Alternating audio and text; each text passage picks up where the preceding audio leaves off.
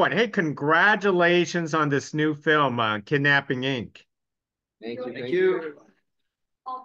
More of a congratulations. It's being showcased at Sundance Film Festival, one of the most prestigious film festivals in the world, and it looks like you guys are there. How does it feel? For me, it's a blast. I'm having a very good time. We're waiting for tomorrow. Tomorrow is the world premiere, but yes, we're enjoying our last day before the premiere. Tomorrow is going to be a big stress, I think. Yeah. But, yeah. How about the rest of you folks? Uh-huh. Sorry. I said, how about everyone else? I think it's the same feeling for everyone. So we're really happy. We've been working like 10 years on the same movie, and now we're at Sundance. So now how prestigious the festival is, and we're really happy and glad to be and honored to. So yeah, that's awesome. Like Bruno said, is a life changer. Yeah. It's a dream also, like I feel like saying all the time, is this real? Are they real? But also they say like, sometimes you make a product and then to receive this type of acknowledgement from, such a prestigious festival like that, it's rewarding for us because, we don't have a movie industry back home and we've been working on the film for 10 years. So to be here, it's really cool. Yeah, I would add to that it's the first Haitian film in Sundance. It's the first feature in Sundance. So we're very proud of it, and we're receiving so many good message and positive vibes from our fellow Haitians that it's an honor to be there. We made to it represent them. Yeah. And we hope that this not only break the ceiling for them, but also showcase, all because the beauty about Haiti as well, because we're not going to be talking only about kidnapping. Exactly. We have other projects that. Yeah. Showing that are coming. Well, Bruno, let me ask you the first question is where the original idea came from for Kidnapping Inc. It came from actually real stories that happened in Haiti. So it's really based on real things. In 2005, my dad got killed. So I went back to Haiti, and I was in the middle of it. And Haiti was like right now, but even now is worse. But in 2004, 2005, there was a lot of kidnappings. So I had the chance to talk with, interview a lot of people who got kidnapped, and got so many of those stories that we kind of mix together to tell our own story about kidnappings. And for the rest of you, what made you want to be a part of this movie? I think everybody there was in touch with kidnapping. Me, I was on a set while my girlfriend was and was kidnapped. So I play a villain.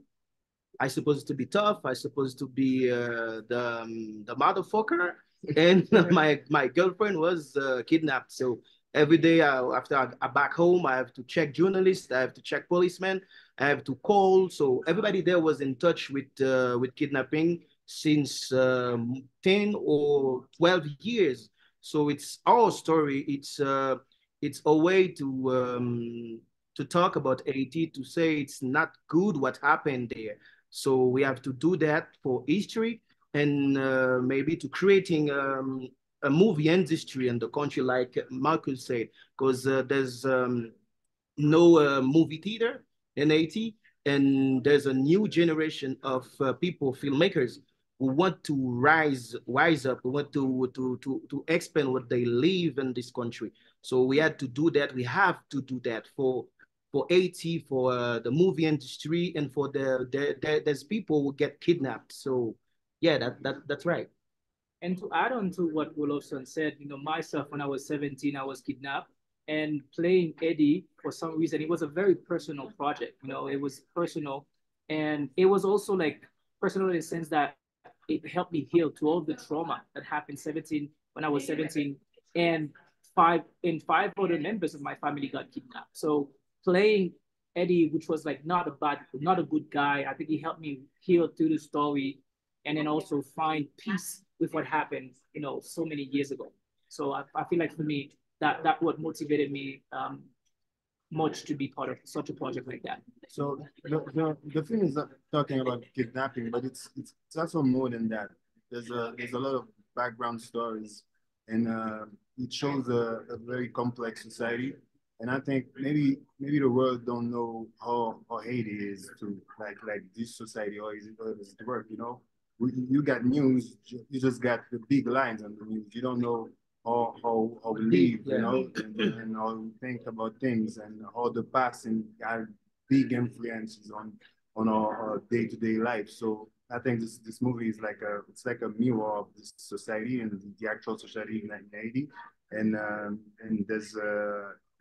that's really important to show it, and it's an opportunity to tell our own story, you know, to the world. So yeah, that's what and raise awareness. You know, raise awareness because we finished filming the movie almost 3 years ago, and the country is not living better days. So we hope that through the movie we can have, you know, us Haitian being, you know, I don't know, get them on board to say, you know what, we have to get 80 out of this, and that's the message that we're gonna send to this movie, because the everything that we're facing, it's a story to our life, all station, you know, and if it's like this, it's because of our action, and then we hope that we can raise awareness so we can live better days, because we had better days, you know. Yeah, the idea. No. But the idea is to create some conversation about Haiti, Yeah. and see how we're functioning, and to look at us and see how we can change things, you know. And I would say that the good thing about the film is that Samuel, Gilbert, and I all come from, I would say, different backgrounds in our society. So we have three different point of view, which gives it a wide angle of how our society is functioning. So I think that's a good point of the film. And for me, that is, I'm the only person that comes from Europe in the movie. I was very aware, as I said, yes, that I wanted to confront myself with the ambiguity that there is between white and the white rich people that come to help, because that's my character. She comes to live in the, you know, to work in an organization, and then she falls in love with the country. And so it was the aspect of colonialism that interested me. My family comes from that. So I thought that, like he said, he would heal what he had lived. I thought that I had a chance to be emotionally engaged, and not only, you know, when you read about colonialism, you get, it's difficult because it's only intellectual. And I thought, yeah, that it would be a great way for me to confront myself. And also on set, really living with the people and the differences and what they think about you, because you come from France, how they are maybe sometimes embarrassed or think that you are the white girl, richer, with more education. So it was a great opportunity for me to raise my awareness and to carry this role that you can look at, like she can be hypocrite, and at the same time I defended her, that she really loved the country. Yeah. Now, was there a challenge on production to for safety wise? Because I know, like in my home country, movie productions sometimes get robbed, especially in you know, high crime areas. I don't know if there was any fear when you were making this movie yourselves. Yeah. Fears. It's been many fears. very, very tough adventure. So yeah, we started in 2019. We had very big difficulties to prepare the film. So there was political unrest, riots. So it was difficult to have like a scout location. Scout location was difficult. Having the actors to do rehearsal was difficult, and so we started very unprepared. And when we shoot the first part of the film at the end of the first summer, that was 2019, we had only 25? No, 45 to 50% of the film, and we didn't have any more budget to finish the film, so we had to stop. and send all the equipment back in France because there's no equipment, there's no movie equipment in Haiti. And then I had to go and borrow some money, banks, personal, like family money and things. And then you had the COVID in the middle, that's 2020. So even though I got some money, I was not able to get the crew back. And then I have something saying it's running out of time. So, Say something. It says 10 minutes, yeah. Yeah. Okay. I think we're okay. So yeah, Yep. and then we started shooting back in 2021. Of course, it was still very difficult, but first week we lost again the first week because the equipment were blocked in customs. But after that, we started shooting. It was going okay. We had to move location because of security reason. It was so unsafe for everyone to shoot in downtown Port-au-Prince. We had to shoot in the south of the country in a town called Jasmuel. And while we were going back to Port-au-Prince, we had a convoy of 19 cars. There's a white pickup that drove in the middle of it with 4 guys stepping out of the pickup with huge guns, and they kidnapped 3 of our members of the crew, 2 Dominican guys and Haitian, and they took also the Jenny and our truck, and all that happened in like 10 seconds, 15 seconds, and I saw everything. I was 2 cars behind, and then everything had stopped, and it was very difficult to do a week of negotiation and having the international crew worried about if they're staying in Haiti. Some of them wanted to go back. Most of the Dominican Republic crew got back because they were too afraid. And we were negotiating every day. But the good thing is when the Dominican went back home, they talked to the press, and it went so big that the president got involved. He kind of said that he was coming to Haiti. He was coming to Haiti to get his guys back. So the Haitian government has to get involved, and they were the one who told us they're going to take care of it. They're going to negotiate because they were asking 1 million per guy, so 3 million, which is even more than the budget of the film.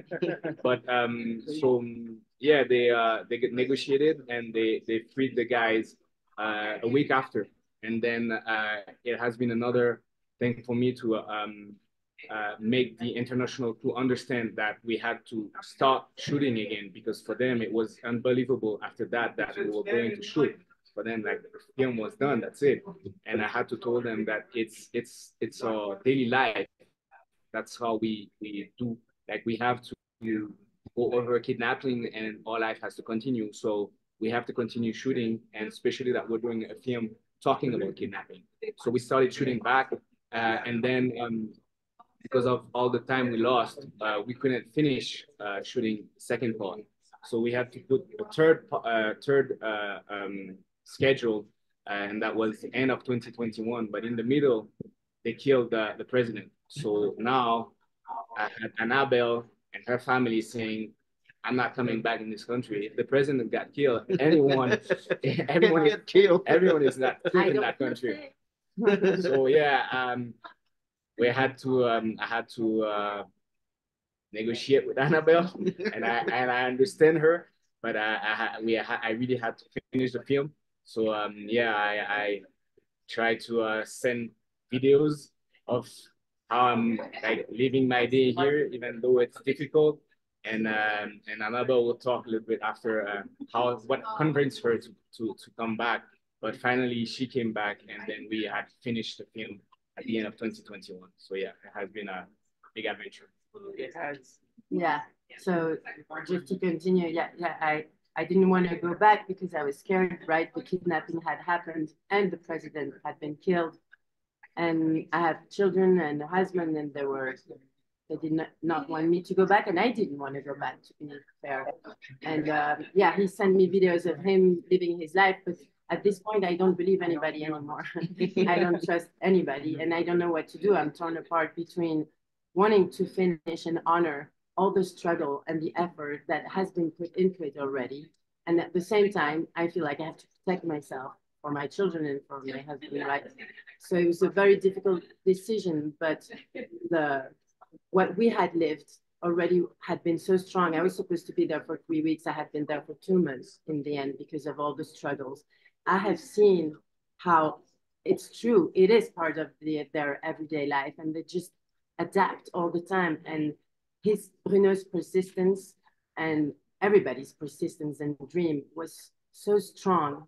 And that's something that impresses me and that I love, and the involvement, the engagement, and the fact that all the people in this movie, like even everybody working on set, and everybody was so trying to make it to go through. That yeah. So I decided to come back, and I'm really glad I did. Look, yeah.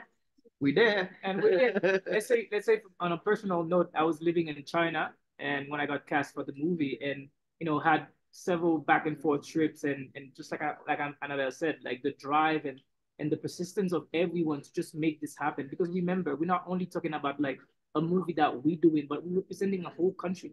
We don't have a movie industry back home, so we know like if we make this movie, and look what happened after we're done. Like the film is at prestigious Sundance, so we're very proud that that we took the risk, and it was worth it, to be honest. So, yeah, totally worth it. Well, it's excellent. Well, let me leave with one last question. This is for the two actors who play Doc and Zoe. How do you balance the humor and thrills in this film? Because you're trying to tackle a serious subject, but you also want to be funny at the same time. We don't try to be funny. We just try to do the things that we're doing. So it's being really serious, but by feeling a bit stupid. Those two guys are, sometimes you may think that they are really brainless. So, but we don't think about doing the fun, and we have fun. After when Bruno says cut, we're laughing. We're laughing, and we're talking a lot of how would I say the bad word. So, but we enjoy doing it, but we are really, really serious and dedicated about what we're doing for those characters. So I think that's why maybe they are funnier, because we don't think about being funny at all. Yeah, and we laughing a lot, and we writing a part of the scenario while we are on the rehearsal. So Bruno direct us like it's not a comedy movie. It's not a comedy movie. We play something was very tough, it's very hard. We know that. But in Haiti, we used to use laughing like a shield to protect us psychologically from all the stuff will happen between us. But we know that it's not a comedy. We know that what we say, what we acting, what we show is very hard, is very tough. But for some people, them gonna laugh. From others, them gonna cry. It's a balance. So we playing it like we feel it, and yeah, we have to involve in it and doing what we have to do, and it's paid. My idea was always to have true emotions. So it's like they have to be very serious, and they have to play it like it's really happening. So nothing we never did something to make someone laugh. The situation were absurd. We knew that. And sometimes in rehearsal we would laugh about it, but we never played to make them laugh. Yeah, in real life, I play a villains. In real life, my girlfriend get kidnapped. So after all repetition, after all sad days, so I got to come back home and call what happened, check journalists, check policemen to know how the situation involved with for her. So it's not very good for us to play for me personally to play that badass man, and after going back and check what happened for my girlfriend. So it's very tough. It's like you say, it's a balance, and we try to play with it. Most excellent. Well, everyone, hey, congratulations for your film, Kidnapping Inc. It's been a pleasure speaking to you. At least have fun in Sundance. I assure you there will be no kidnappings over there. Thank you. Yeah. Thank you so much. Thank you. Bye now.